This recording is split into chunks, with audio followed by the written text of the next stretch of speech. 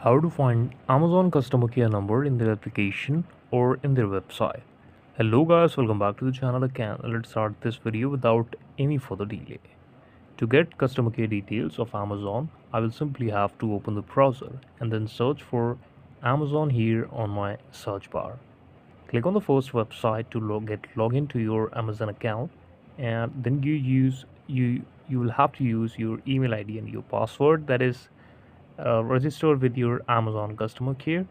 Instead, you can simply search for Amazon customer care number or Amazon contact us website here on your browser. Directly, you can search it. You don't have to go through the Amazon website.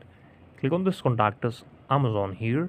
Then, whenever you will click on start chatting now, you will have to enter the details of your account so that customer care executive can verify that it is really you or this is your account you're talking about. This is the video. Thank you so much for watching it. Please subscribe to the channel.